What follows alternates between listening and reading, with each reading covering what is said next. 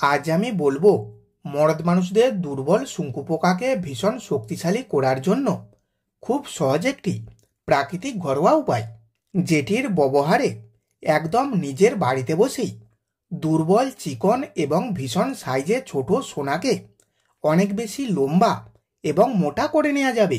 বন্ধুরা, আমরা যারা মর্দ মানুষ তাদের সবারই একটি গোপন ইচ্ছা থাকে, যা হলো বিয়ে শাদীর পর খুব খুব সুখে শান্তিতে সংসার জীবন করব। কিন্তু সবার এই গুপ্ত বাসনা পূর্ণ হয় না, কারণ আমরা আমাদের অল্প বয়সে বিভিন্ন কুসঙ্গে পড়ে বা কুঅভ্যাসের কারণে আমাদের শঙ্কু পোকার ভীষণ বড় ক্ষতি করে ফেলি।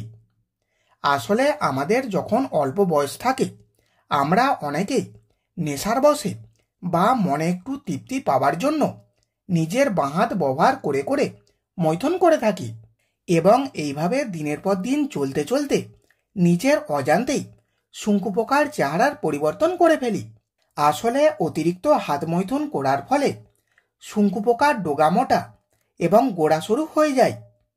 এমনকি দিনের পর দিন এইভাবে চলতে চলতে ধীরে ধীরে ওই জিনিসটি ছোট হতে শুরু করে, আর তখনই শুরু হয় মনের অশান্তি।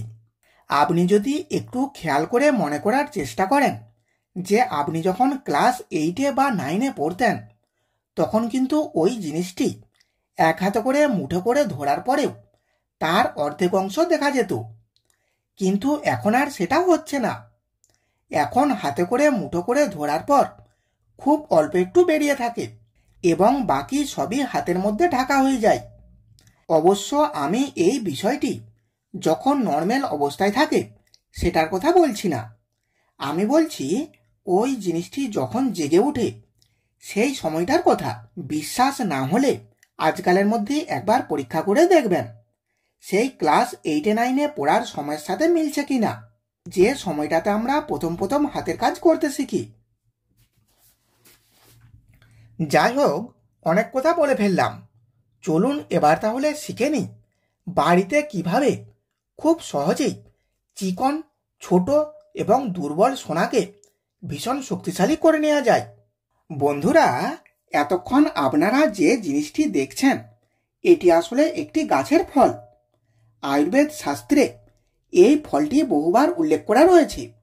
আমাদের শরীরকে নতুন করে পুনর্গঠনের জন্য যে 3টি ফলের প্রয়োজন হয়, এটি হলো সেই 3টি ফলের একটি। অর্থাৎ ত্রিফলা চূর্ণ তৈরি করতে যা লাগে তা হলো আমলকি, হরিতকি এবং বহেরা। আর এই ফলটি হলো বহেরা ফল। এই বহেরা ফল কাটলে প্রথমে এর খোসা ছাড়াতে হবে, তারপর ভিতরে একটি শক্ত আঁটি বের হবে এবং শক্ত আঁটিটির ভিতরে একটি সুস্বাদু বাদাম বের হবে। ঠিক যেমনটা আমের মধ্যে আঁটি এবং তার ভিতর শাঁস থাকে, এই বৌড়া ফলের ভিতর যে বাদামটি থাকে সেটাকে গ্রামের ভাষায় বলা হয় বৌড়া বাদাম। আজকের এই রেমেডি তৈরির জন্য প্রথম প্রয়োজন বৌড়া বাদাম, আর এই বহেরা ফলটি বাজারে মুদির দোকানেই পেয়ে যাবেন। তারপর ওই ফলগুলিকে যে কোনো উপায়ে কেটে নিয়ে ভিতরের নরম বাদামগুলি বের করে নেবেন। এই বৌড়ার বাদাম খেতে ভীষণই সুস্বাদু, একটা খেলে মনে হবে সবগুলোই খেয়ে নিই। এবারে এখানে দরকার গরুর দুধ, এবং 5টি বাদামের সাথে দুধ নিতে হবে 1 চামচ। এবারে এই জিনিসগুলিকে হামালদিস্তার সাহায্যে একটি মলমের মতন পেস্ট করে নেব।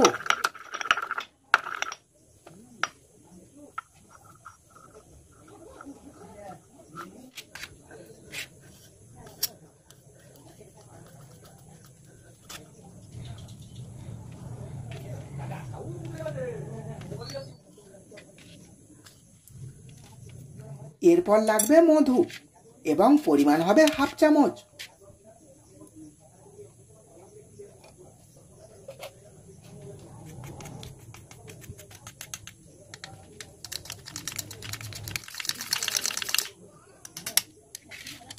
এবারে এখানে প্রয়োজন একটি পান পাতা।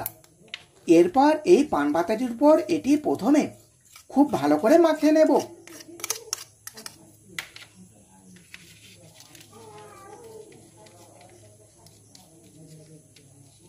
এখন এখানে দুর্বল চিকন ছোট সোনাকে ভীষণ মোটা ও লম্বা করার প্রাকৃতিক ঘরোয়া উপায়টি সম্পূর্ণই রেডি।